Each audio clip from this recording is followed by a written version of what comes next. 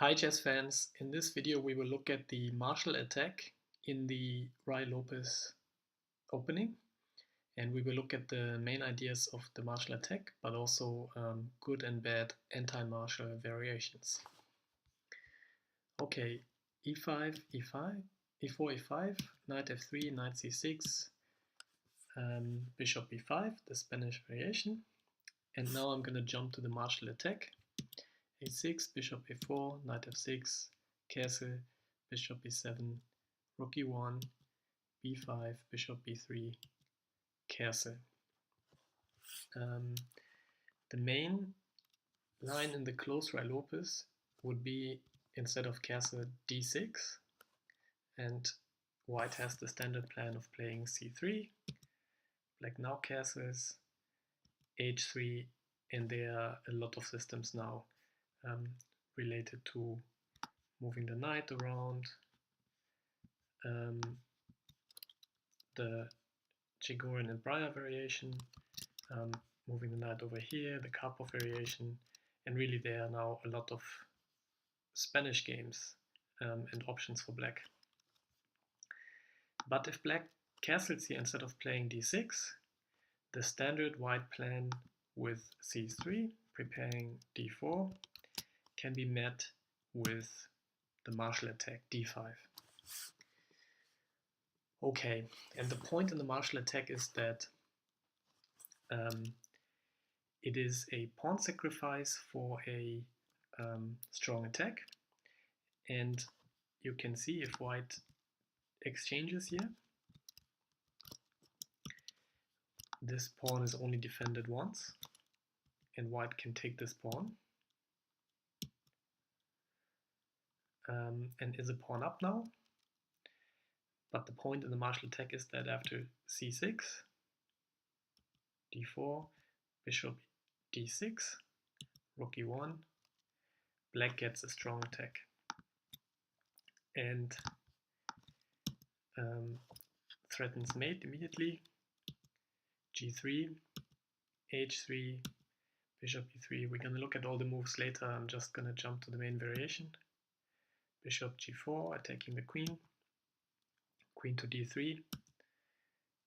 And now black swings the rook in to the e-files. White tries to continue to develop. And after rook e6, this is the, so to speak, ideal setup for black to reach in the martial variation. Black has a strong attack, and even though the engine would say this is still equal, it's in practice much more easy to play for black.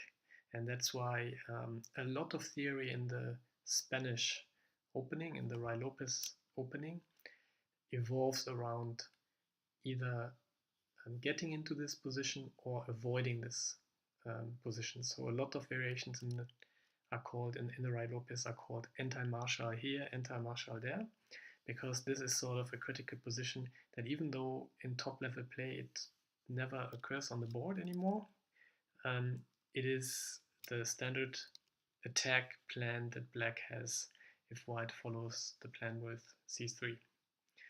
And so in this position here, what are the main plans for black? Well, black's plan is to attack the white king, and he can do that with f5, g5, pushing these pawns. There's also the nasty attack with knight f5, threatening mate in the position, and if the pawn takes, bishop takes, there's a mate here. Black has the resource of being able to play on the e-file, and obviously the white squares around the king are weak, which gives white attacking chances, and especially because this bishop is far away to protect those weaknesses, and sometimes is forced to exchange itself for the knight. So even for a not so experienced player, these motives are relatively clear, White has to play very precisely, and that's why the position in practical play is very hard to defend. Even though, again, the engines would give it, would show it as an equal position. Okay, so what are White's defensive resources here? Again, White has to play very precise. The resources are trying to exchange pieces, for example, exchanging the queen with queen f1, and trying to get some control over the light squares. There's sometimes the resource f4 in the position to try to close the position, especially after black has played f5, because if rook takes the bishop, we can take with check and exchange the knight for the bishop, and we can take this rook. So f5 is a resource because of this intermediate check. The bishop cannot be taken, and we can close the position like this.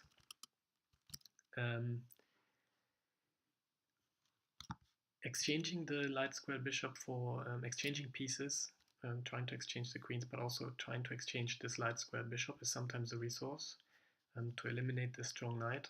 And after the white queen has taken control of the light squares again. And often it's also an important resource to play for some counter attack here on the queen side, once things are a little bit under control here. White's main moves in this position are to go for an immediate counterattack or to try to exchange the queens, and the game continues from there. But again, it's much easier to play for black. So with this in mind, let's go all the way back to the start, and let's look at some anti-Marshall systems. So after bishop b5, the Ruy Lopez variation, one very popular system is knight f6, the Berlin defense. That avoids the Marshall lines altogether, and the game continues from here. If black plays a6, bishop a4,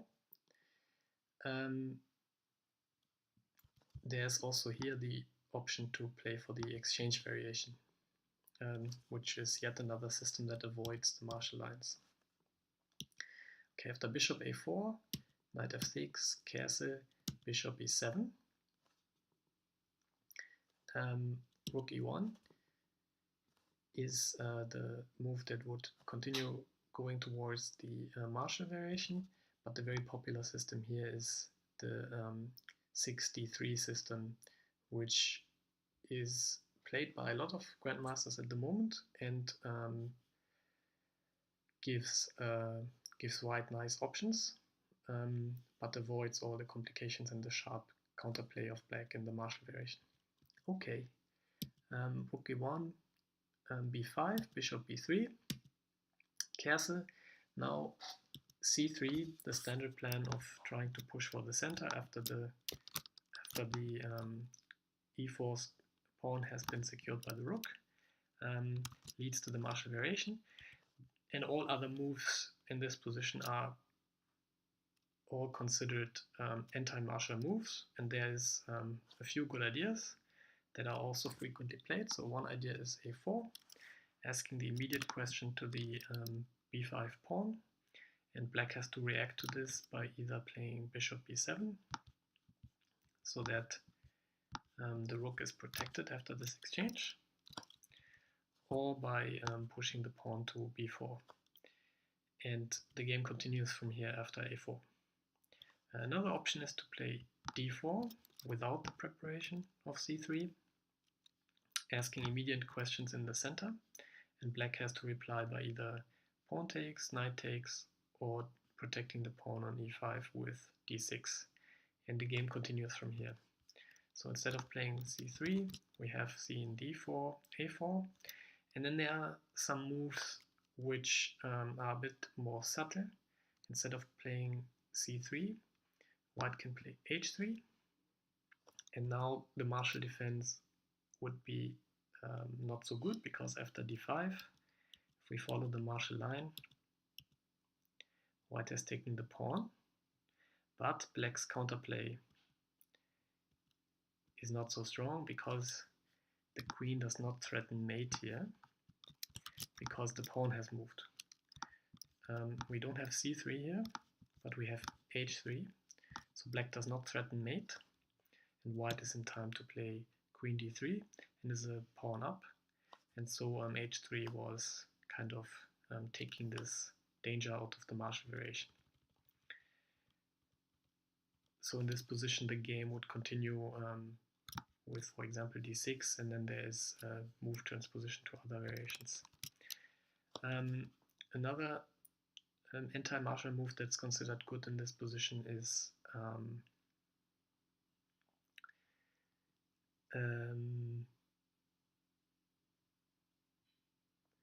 again d3 instead of 6 d3 8 d3, because if black now wanted to play the martial variation, white wins the pawn, and in this position here white can play knight to d2, so that, and this is possible because we played d3. If we had played c3, the pawn would still be here and the knight could not move to d2.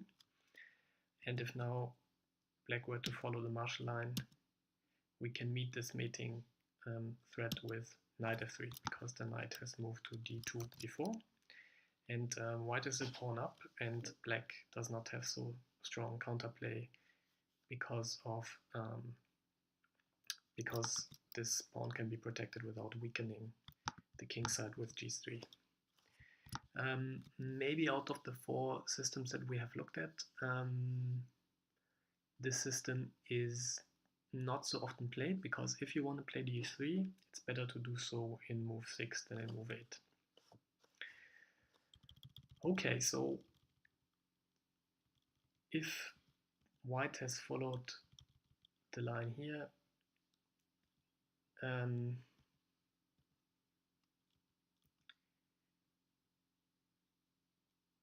well, actually I'm just realizing knight f6 is an alternative black plan. It's not really an anti-martial, because black chooses to play knight f6. It's just a different system. It's not really an anti-martial. Sorry about that. But it's a very popular opening, so I thought I wanted to include it in this video here. Okay, if white has gotten himself into the c3 lines and black now can play d5, we are entering the martial attack, and in general it can be said that now white is already in trouble, because all the moves are more or less forcing now, and there is not so much of an anti-martial available anymore. So probably the position that we had seen in the main line is now the best position for white. And for the rest of the video, we're going to look at why that is. We're going to look at where white can deviate from the move order and what black can do to gain an advantage. Okay, so d5. Well, black is attacking this pawn, and one idea could be to play d3 to protect this pawn. Again, the main line is to take this pawn out, but how could white deviate? So after d3, black has the forcing strong sequence d takes e, exchanging the queens, and the rook cannot take because the pawn is on prise. So bishop takes d1, and after bishop b7, white's pieces are still where they were in the beginning, while black pieces are all developed. Black has an attack on this weakness here, and has an advantage. d3 is simply too passive. Black is not a pawn down, but simply has the better position. The white pieces are also a little bit uncoordinated, because if, for example, the knight develops here, which is the only natural square because c3 is blocked, it's blocking the bishop, and the bishop in turn is blocking the rook, and it takes white too long to untangle himself. Okay, so d3 is maybe not such a good alternative. What about d4? Playing active in the center. This was played often, but black also can gain an advantage here, probably, after e takes d. If white were to retake with the pawn, the variations are not so good because white would end up either with an isolated pawn or with, again, a more passive position. So probably the best move to continue with this if you play d4 is e5. But then black can play knight e4, c takes e, and bishop f5. It might look tempting to play bishop g4, but white cannot really exploit this pin so much. So bishop f5 is the better move here. And black is better because he has this good pieces and good plans. So where does the white knight develop? The natural square is c3, but black would just exchange this knight. So this knight here controls this knight over here a little bit, and if black exchanges, if black exchanges after knight c3, white has this weakness here on c3, and also the weakness on a3 where the bishop can come in. But most often this is what is the best move available for white here, because white has to develop this bishop, and also doesn't want to put it to d2 where it would block the bishop down here again, and doesn't have so good squares to go to because all the other squares here are taken. So after knight c3, bishop takes, b takes, black has this. Black is hindering the development of the c1 bishop, because if the bishop moves, black can move to a3. Another resource is that the knight can harass this bishop here, and after this bc exchange, get a nice square over here. And then afterwards, these pawns can also run for a good space advantage on the queen side. So this is not such a good system to play with the d4 system because of those ideas. Okay, so the best option really for white is to take, and after knight takes, white's best option is now to take this pawn. If white were to refuse this pawn sacrifice here, again the main move is here to take, and white is now pawn up, and black gets the initiative. If white were to refuse now with d4, black can play e takes d, and after knight takes d, because otherwise black will get a nice bad isolated pawn. Knight takes, queen takes, bishop b7, and black is not a pawn down, but still has a strong attack against the king with a lot of similar ideas than we had seen before. So the best now is probably to take this pawn, and we are getting in the position that we have seen. g3 again weakens all these squares, and we see that in the main line that's bad, and the game continues like this. Just a quick info here. If white plays h3 to counter this mate, black can take and sacrifice this bishop and win the game like this. The best move here now is to sacrifice this rook, and white and black is winning here. So h3 is not possible.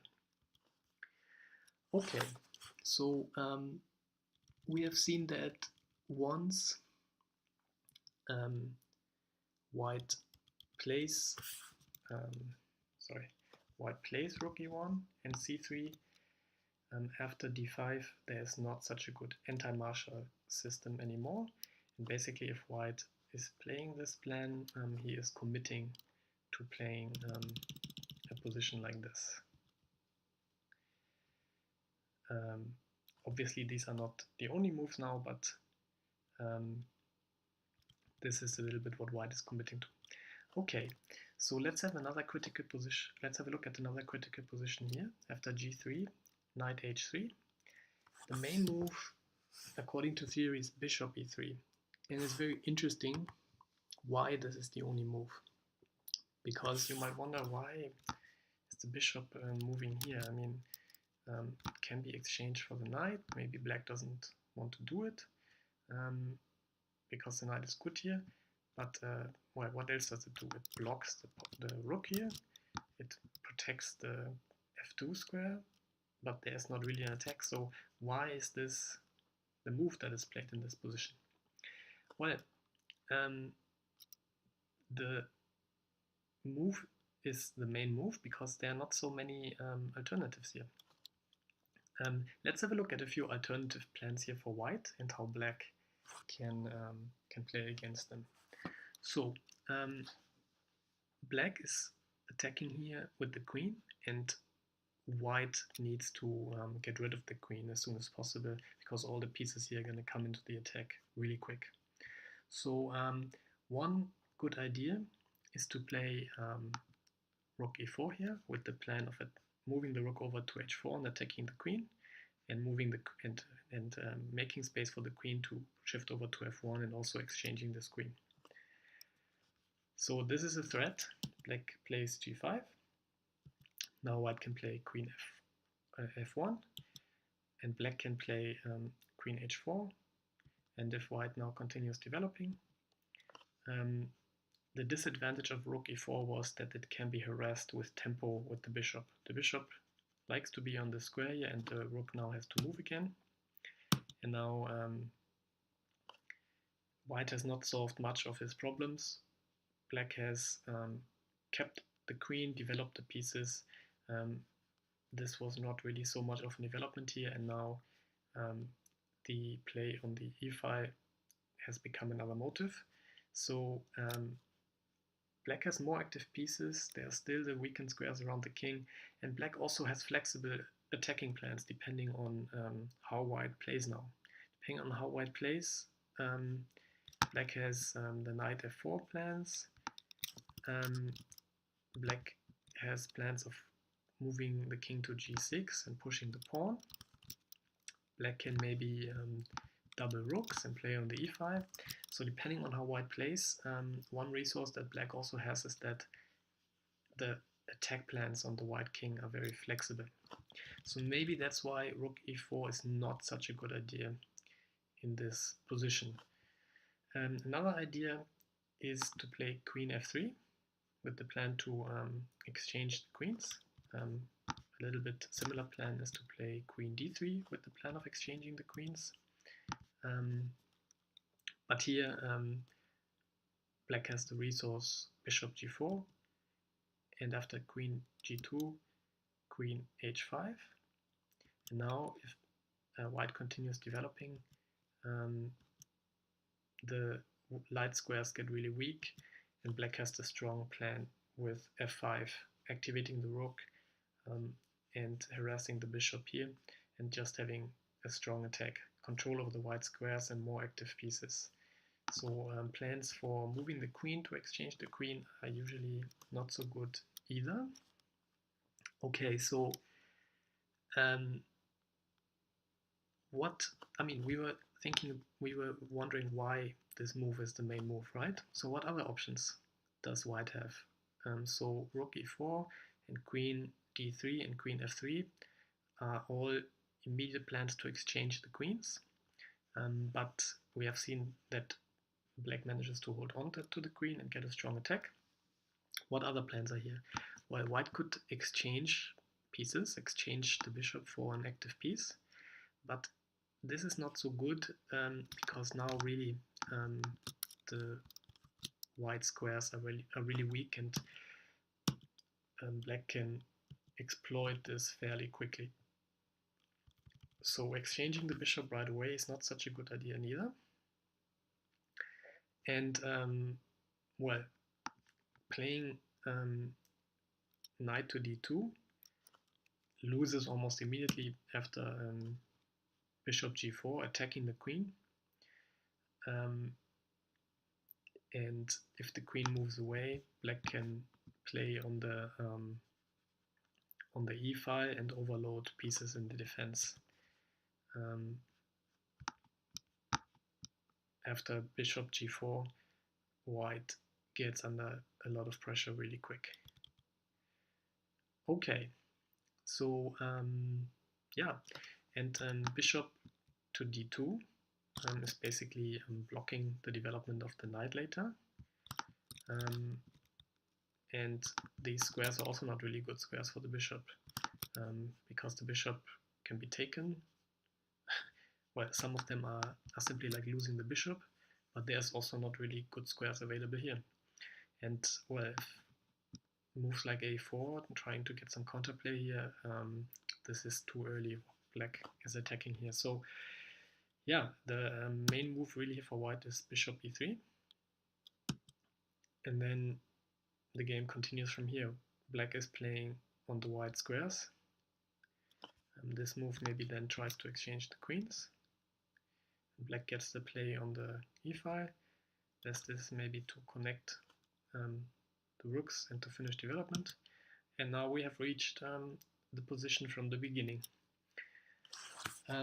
So again, once black has played d5, white doesn't really have so good anti-marshal options anymore, and that's why after c3 and rook e1 we are really entering the marshal, and there's not so much tricks for white anymore. Okay, I hope this video gave you a good overview on the marshal and the ideas in the marshal. Thanks a lot for watching.